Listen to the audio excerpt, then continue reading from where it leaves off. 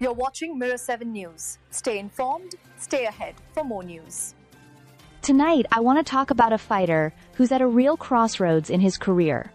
Francisco Prado. Into UFC 318, Prado wasn't just looking for a win, he was fighting for his UFC life. After a rough stretch that left him with a 1-3 record in the promotion, this bout against Nikolai Veretennikov in New Orleans became more than just another matchup.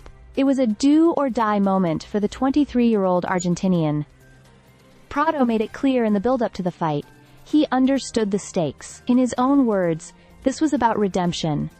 About proving that he belongs on the sport's biggest stage. He talked about the sacrifices he made in camp, how well he prepared, and most importantly, his intent to finish things early. Prado was aiming for a first-round knockout, and given that both he and Veretennikov are strikers, that seemed like a real possibility. The fight didn't go exactly to plan though. In the first round, Prado started strong, landing a takedown, transitioning to side control, and threatening with a triangle choke and armbar. He looked aggressive and sharp, clearly trying to make a statement.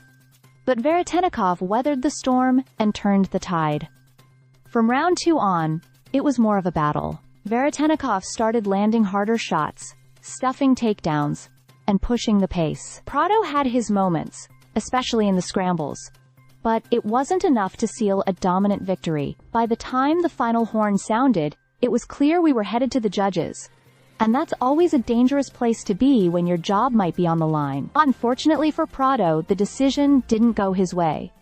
It was a split call, but Veretennikov walked away with the win. Now Prado finds himself in a tougher spot than ever before. 3 straight losses in the UFC is a tough mark to come back from, especially when you were counting on a knockout to shift the momentum. Still, there's something admirable about his resilience.